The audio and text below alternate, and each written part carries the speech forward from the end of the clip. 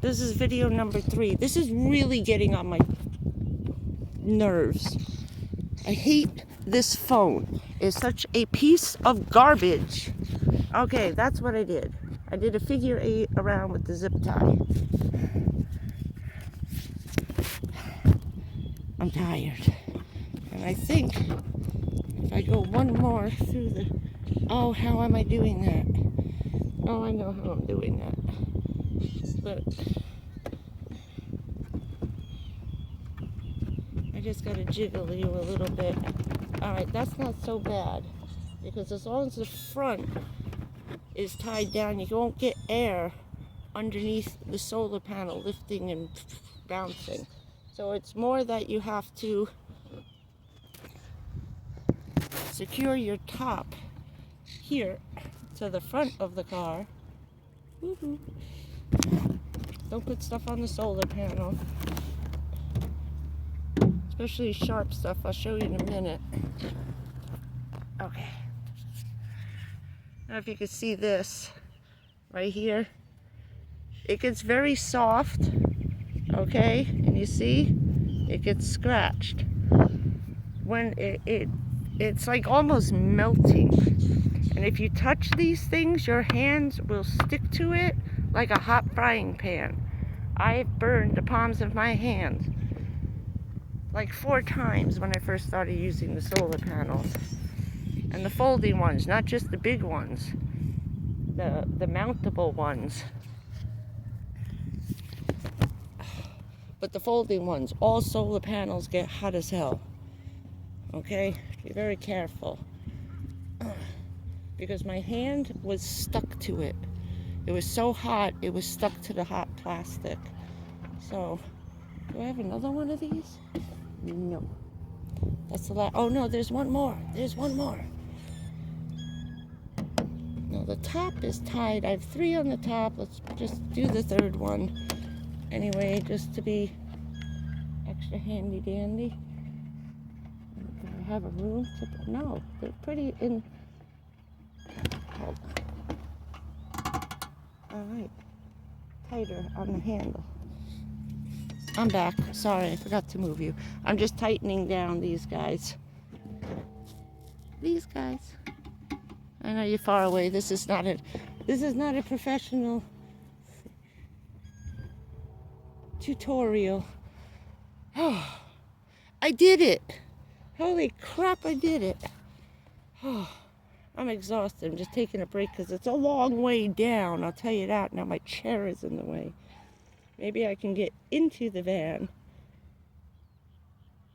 Step down in. We're going to give it a shot. It's like gymnastics. I'm telling you, you got to be a tightrope walker and an electrician and a plumber. Really think about this before you go running out the door, people. My piece of advice... If you have no choice like I did, that's one thing.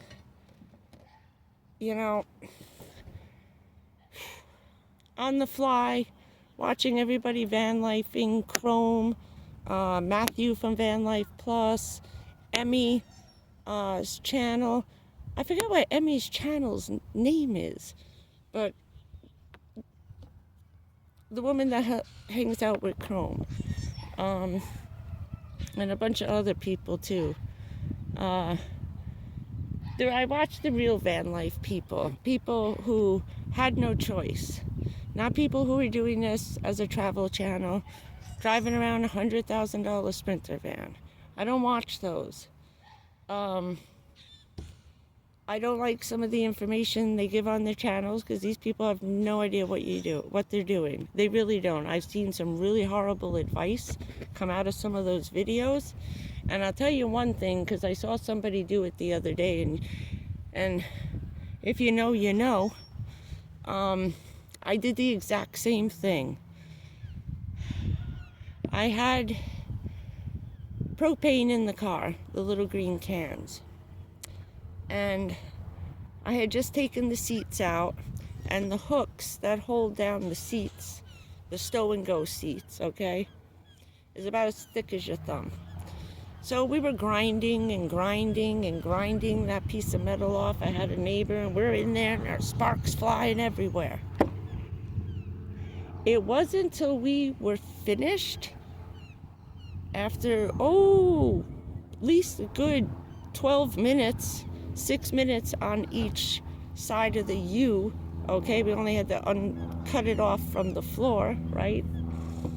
The metal body of the floor to make it even so they weren't sticking up. After we were done with the first one, I left all the others. Number one, it was burning holes in the carpet and everything around it that I couldn't get out.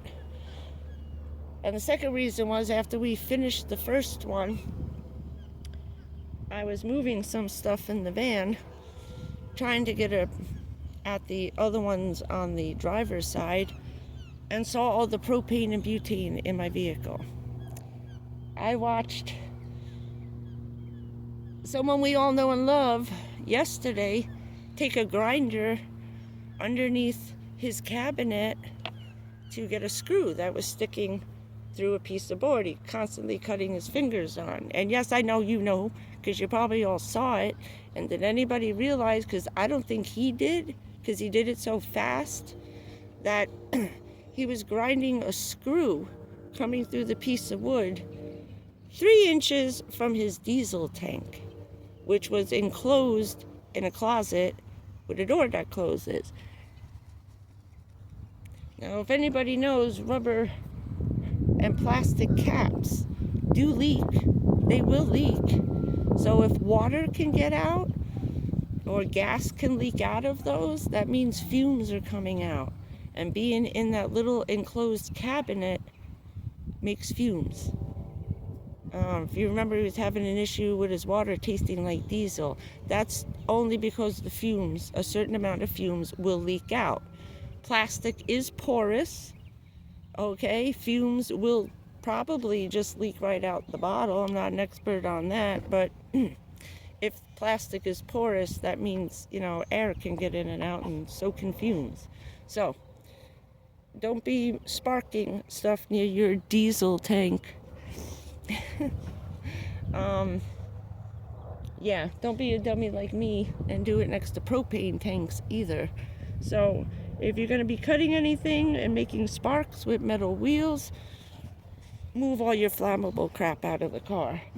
And you don't think about it, because it was just a couple seconds. It took him less than 60 seconds to cut the screw. I was in there for like 15 minutes. It never dawned on me for a minute. You're so involved in what you're doing, and because it's only going to take 2 minutes, it only takes one spark to make stuff go boom boom. All right? I've seen some nasty stuff in my lifetime happen. I saw an entire propane distribution place, with the propane tanks the size of my van, where you go and fill up your tanks, and you come get your 200-pound tanks filled, all right? One stupid spark blew up 3 tanks the size of my minivan. That was in Stillwater, New Jersey, near Newton. I'm trying to get my chair out of the way so I can actually get down. And if I don't want it to fall over, it doesn't matter, it's touching the ground. Just, I don't know where I stepped on the fire ants. Oh, get out of the way. All right, we're getting down now. Be right back. Hold on. I'll get you in a minute. Ugh. I did it.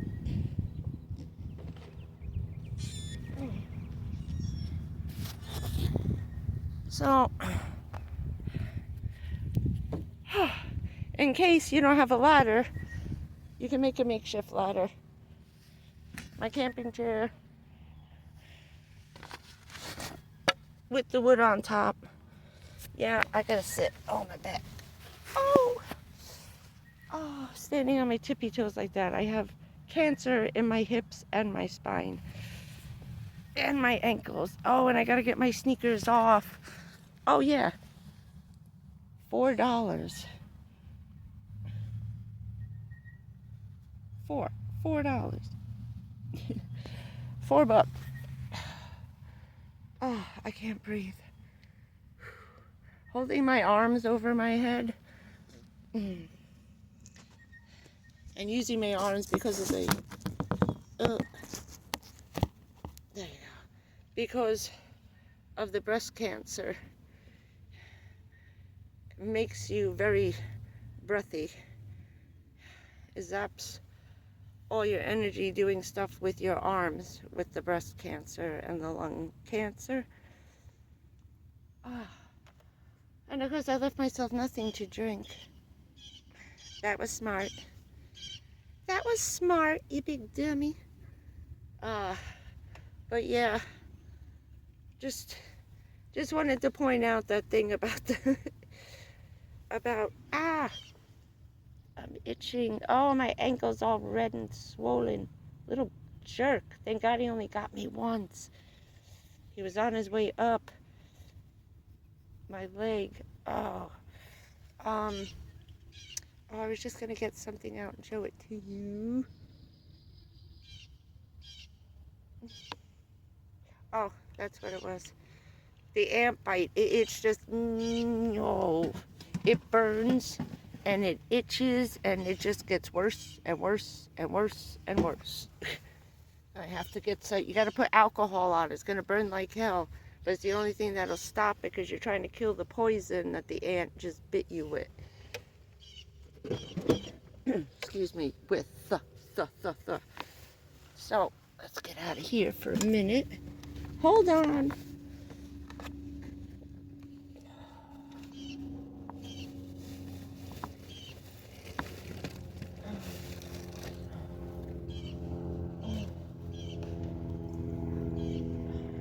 I gotta get something. Hold on.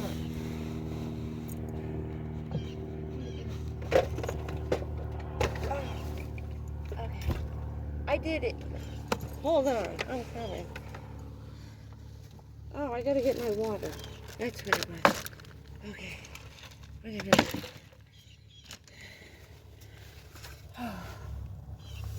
Okay.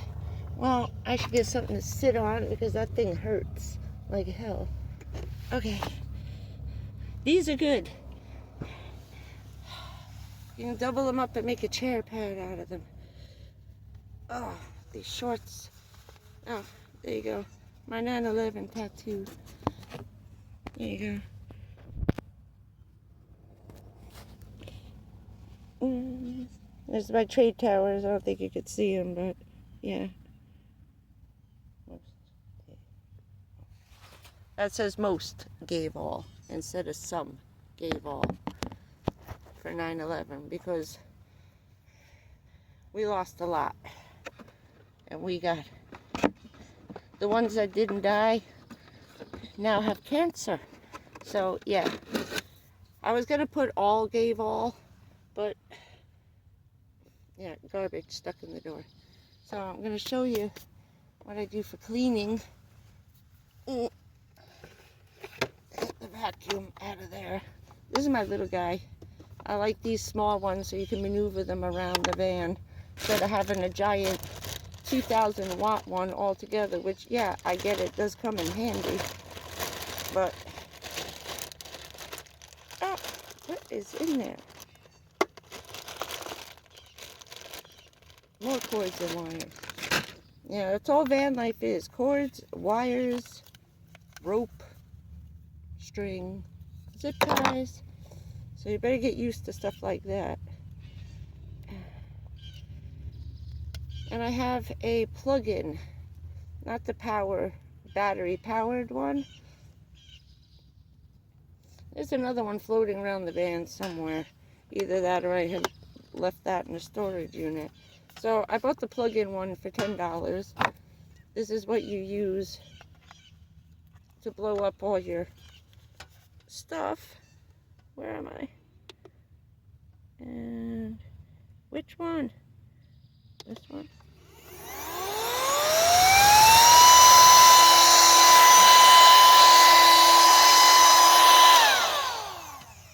I use this for cleaning.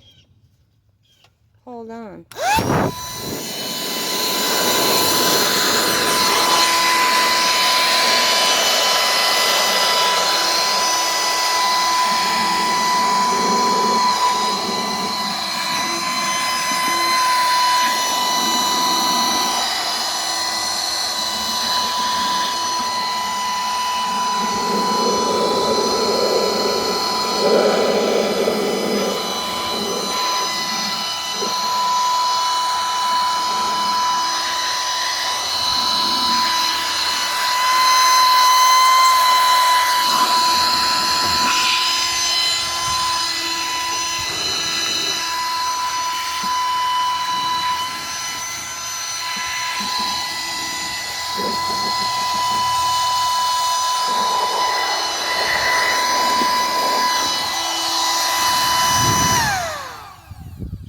just a little,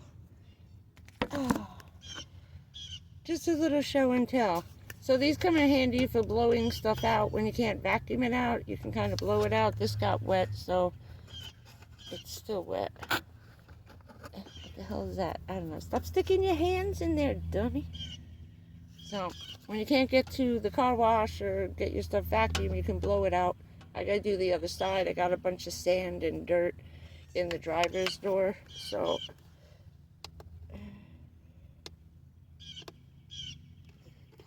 I can't see in the sun. You can't see any of these displays in the sun.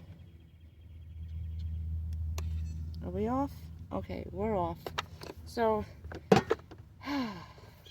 I think that's it for this episode of This Old Van. But we got the solar panel up. The wires are coming through up there. I gotta get them in place. There's my cords going that way. Okay, that's the mess for today because I had to get everything out of the way. Get that thing off my head, it's driving me nuts. So is this thing. I had to do this nice and early before it got hot. And I'm sweating on top of the van. So now both panels will fit the way I want them, which is good. I wasn't sure if they were really going to do that or not.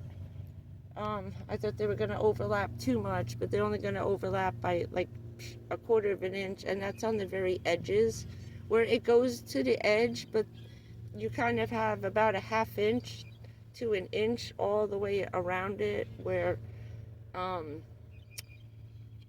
it's kind of like a border. That's where the grommet holes are, so there's probably no little, the crystal little cells for the solar panel are probably not around inside that 1/2 inch, so they can overlap like that, and that'll be fine. And then once I get the 2 on, then I can just throw a rope across them both, dead center, and then really tie down, you know, where they flap. Because if you put them across the van side to side, from door to door, driver's door to driver's door, they will lift up in the air like this. The wind gets them and you get little teepees up there. Mine are flat. When the sun is out and things are perfect, I get 75 watts out of those 100-watt panels. Completely flat. I have raised them when I'm getting 75 watts on a 45-degree angle right to the sun. Same 75 watts. Angling and bracketing, that stuff makes absolutely no difference. You may get like an extra 2 watts, but that's just because a cloud went by. Okay, you don't get any more wattage out of solar panels by tilting them to the sun. That's just a bunch of crap to sell you another pack of $100 brackets and mounts and little things to make it go up and down. It doesn't make a difference. I've been doing this for 3 years now, experimenting with these things. Don't buy the stupid brackets. You don't have to. It's not worth the extra, say $60 to $100 for the little arms and those little, you know, the gasket arms that tilt it up and down, the little piston arms. Yeah, you don't need that. So don't waste money on that. Because I almost did. I ain't got money to waste. As you all know that. But, yeah, hold on. Don't buy the mounting arms. You don't need them.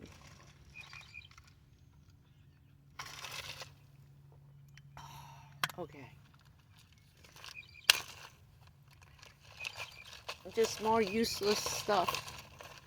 That's a waste of money. Oh no, my hands are dirty. No, don't touch that. Alright, we're gonna put you on. I'll put you in the door. Oh, yeah. So, oh, okay. Put that back on. We're in the park. No makeup at the park. I gave my crab a floaty, like an inner tube. I had one of Duke's toys, his little donut.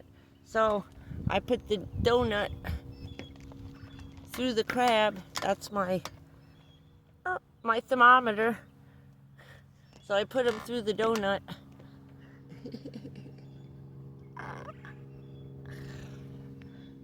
So he's got his own little life preserver and one of Dukey's toys. So with my crab, I thought that was fitting. Oh, I don't even know what time it is. It's got to be almost an hour and a half now, moving stuff around, cutting off. It took me like 15 minutes to cut all that rope off. I forgot how much rope I put on it. So I wanted to spare you just the dismantling of the rope. That wasn't camera worthy. But I do gotta get this shoe off and check out my fire ant bite. Ow. Ooh, is the alcohol here? Oh, is it here? Is it here? Is it here? I don't think, yes it is. Yippee! I left it by the door. I left it in my sink. Ow! Look at you, little jerk. He got me. He got me good. So I want to pour alcohol, isopropyl, vodka, whatever you got. It'll work. Ah. Ow! It burns at the bite. So just give it a few minutes. But if you keep doing this, it makes a little bump. Looks like a little itty bitty blister, like a whitehead. Okay, a little white bump. And no matter what you do, like if you try and scratch it to open it, like a little blister, you cannot. And that lasts for like two months, that little white pimply whitehead looking thing where they bite you. Oh yeah, it never comes off. The skin gets hard. You can't scratch it. You can't do anything. So don't be busting it open either, because that's the poison that it's sucking your body's trying to get rid of. Oh, much better. And it stops the itching. It really does. Oh, okay. So,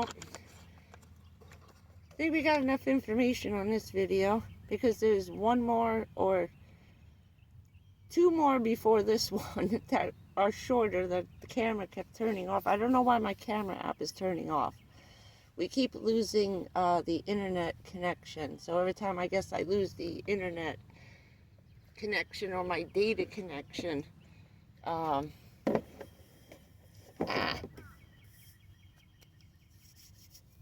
it must shut the app off.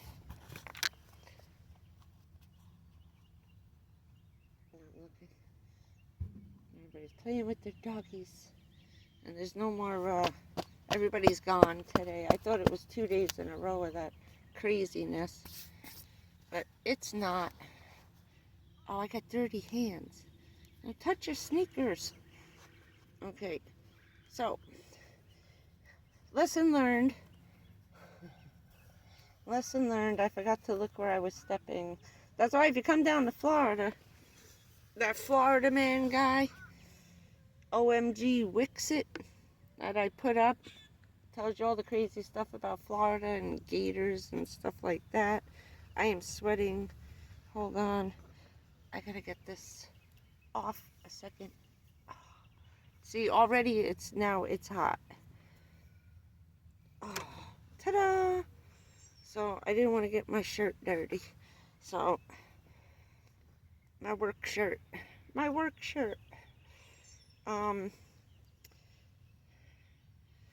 He does a thing on goofing that he's walking through the park and he sees a bunch of tourists sitting on the ground, laying on the grass, enjoying the sun.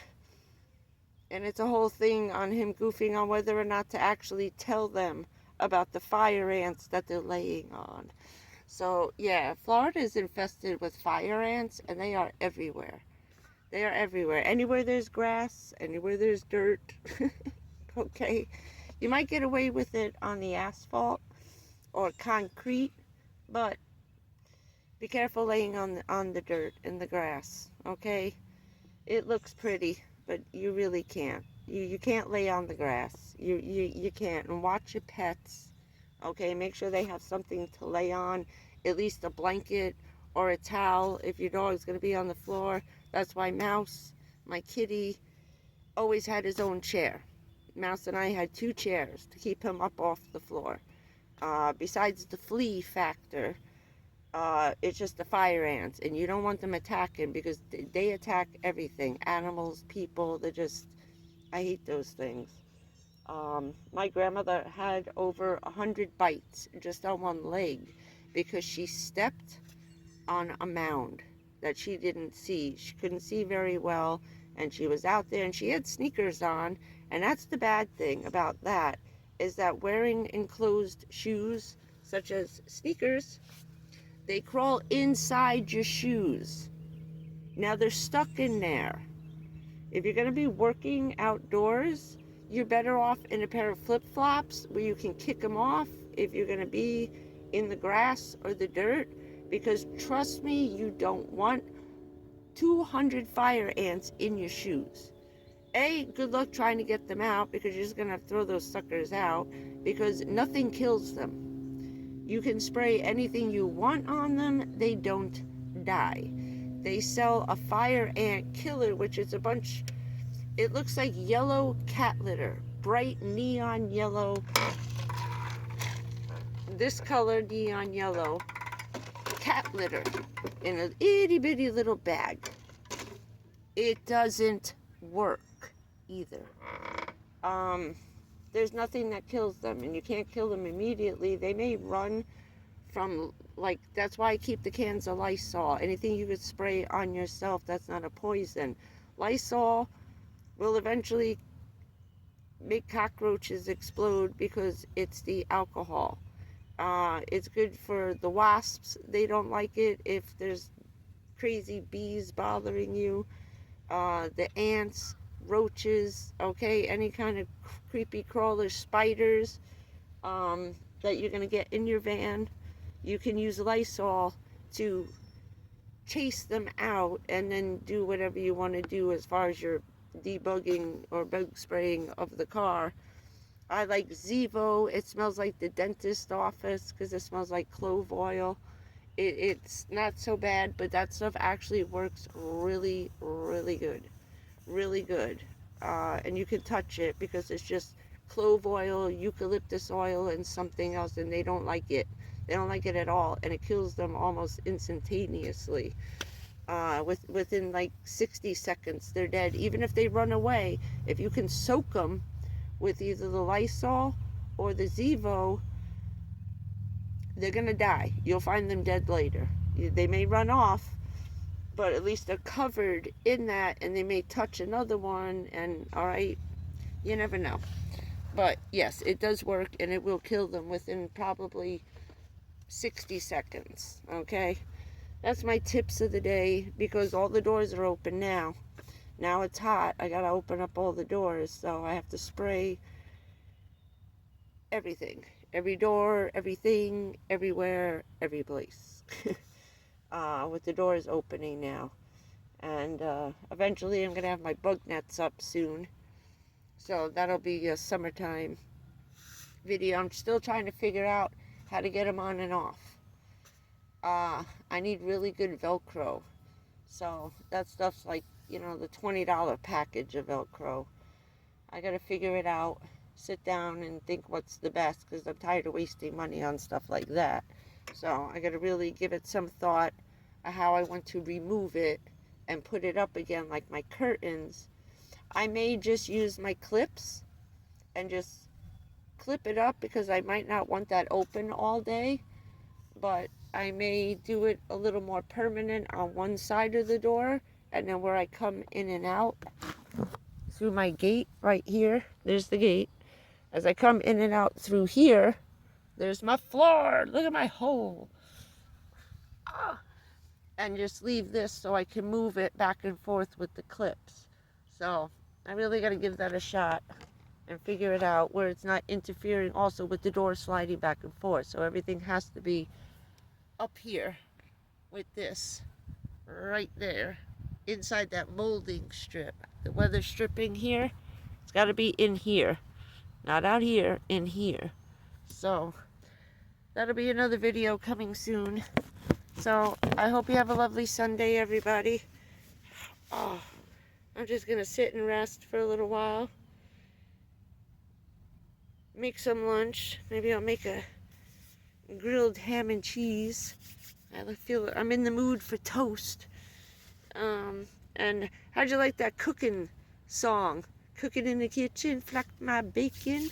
I love that song. I forgot about it. I was going through my list of saved cooking songs, and I love that one.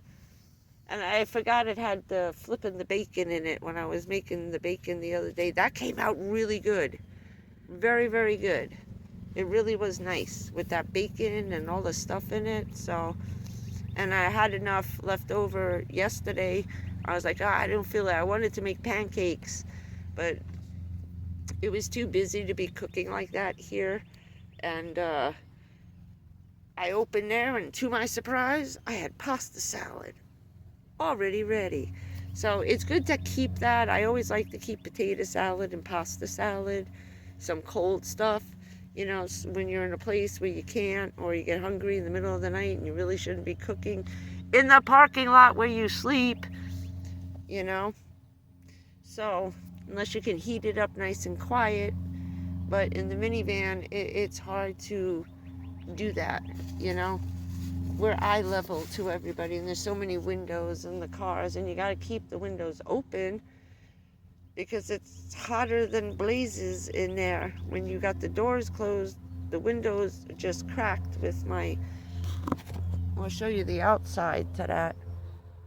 These guys on my windows, those are the gutter guards that go on your gutters of your house. They're leaf guards. So you put them on the top of your gutters, and that lets the water go through. Not so much. Not a lot of water gets through the plastic mesh that's on the other side, okay? But it lets the air go right through, and then I just close the window, and it goes right up underneath my rain guard. Hold on. You're looking at the wrong thing. Yeah, big dummy. Right there. That goes underneath the rain guard.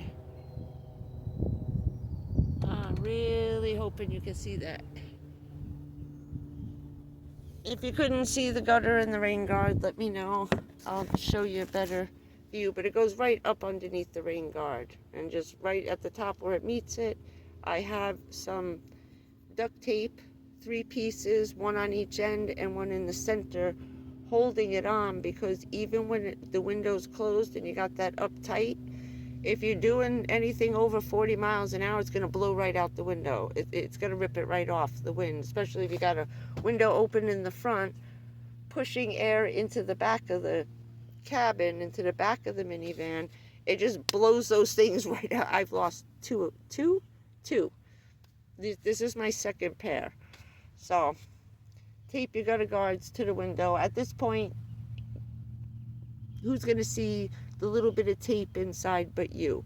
This way, when it's raining, you just rip it off, take them out, and close your windows, especially here. You know, it will let the rain in when it's pouring, so you need something to rip them off quickly. I had huge pieces of Velcro on them and just sliced it in half so I could remove it and then put one solid piece over it.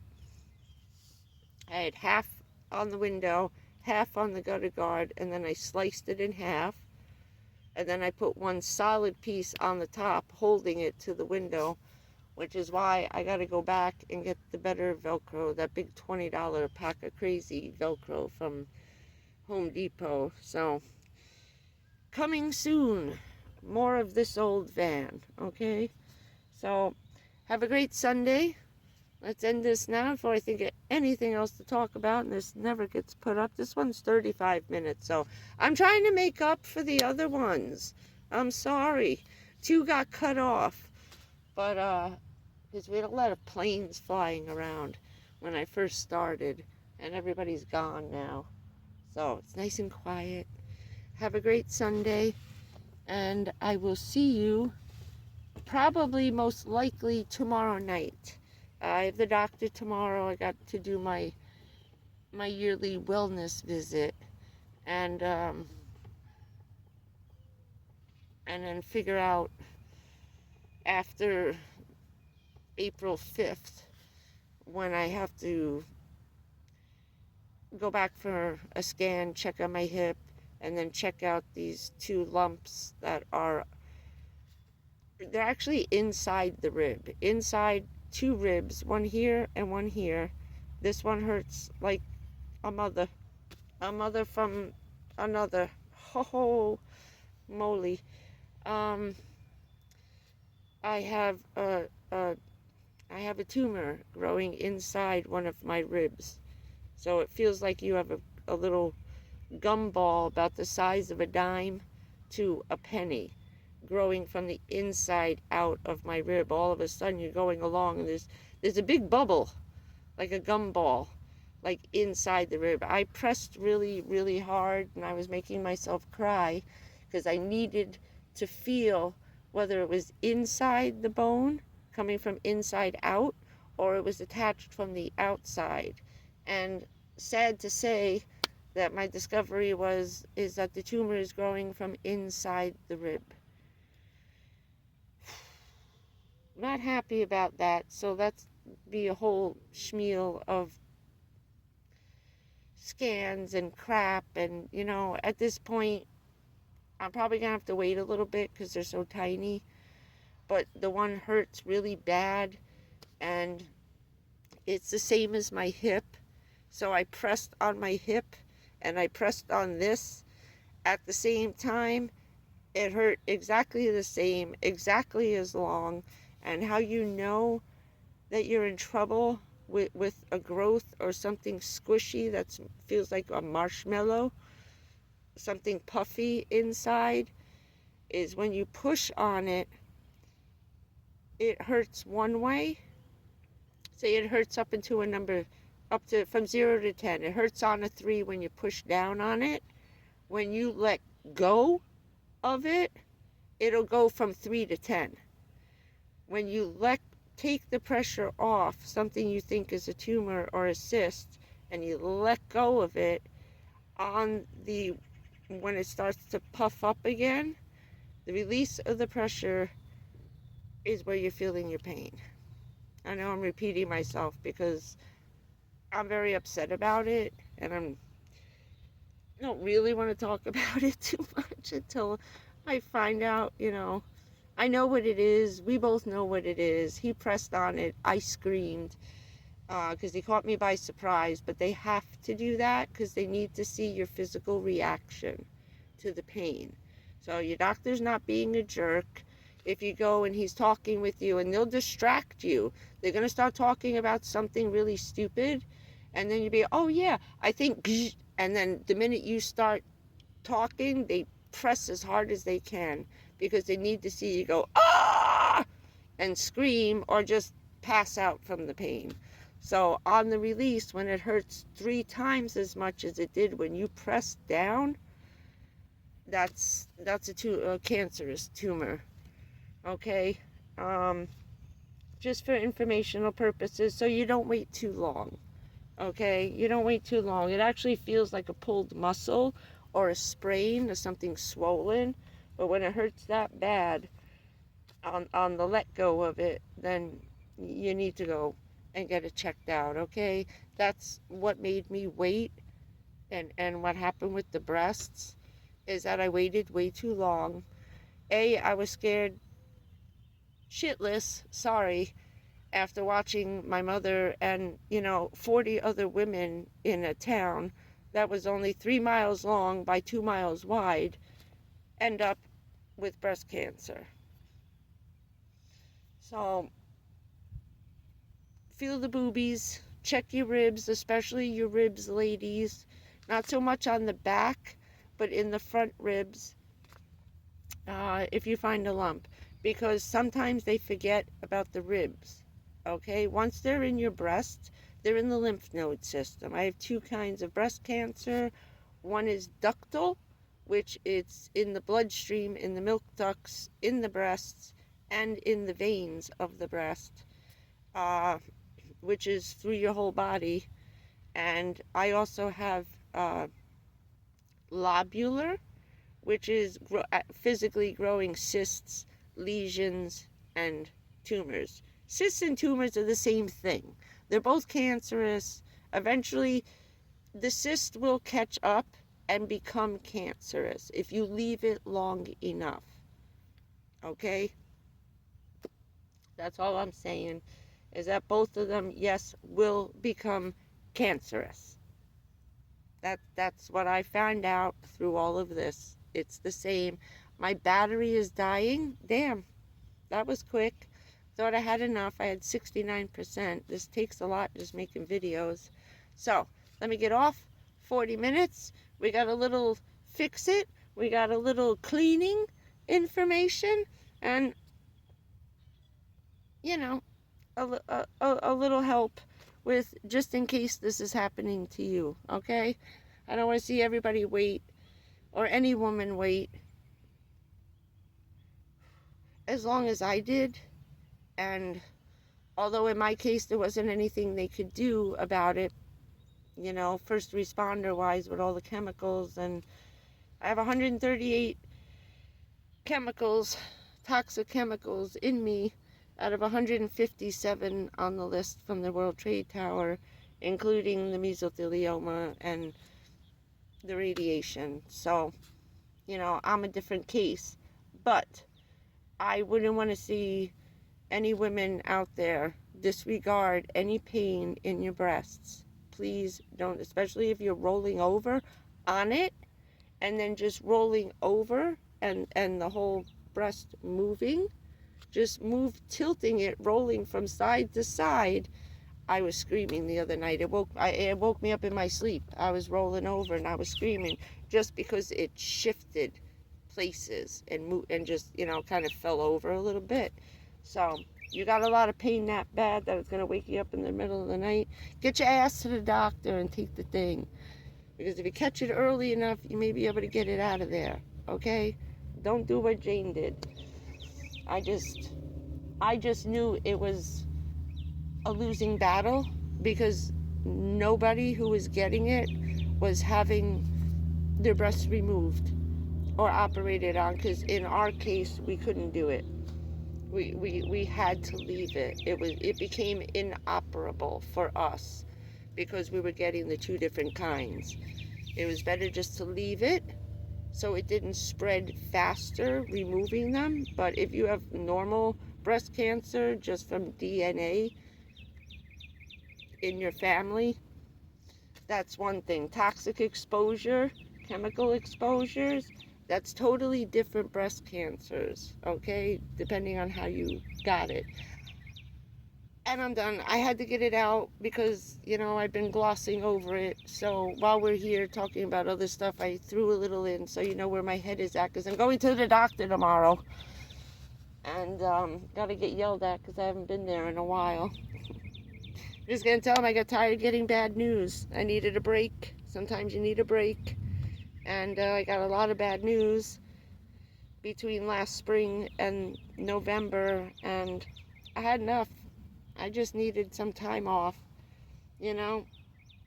It's not like it's getting any worse or getting any better in my case, okay? Sometimes you lose your mind and you snap and you gotta run away from your life for a while and forget shit's going on.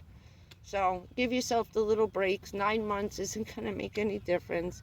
And usually sometimes you have to wait 6 to 9 months to see how big it's been growing. So that'll probably be next month. I take an x-ray and then I won't go again for 6 months just to see how fast it's growing. But the breast cancer stuff is very slow growing. Very slow. Takes forever, which is the good part about it. If there is a good part about it. Okay, I'm getting off. saying goodbye again. I just want you girls to keep an eye, okay? Please, take care of yourselves, especially if you got girls, children, daughters, you know what I mean? See you later. Have a great day. And I'll talk to you tomorrow night after I see the doctor, okay? Bye, everybody.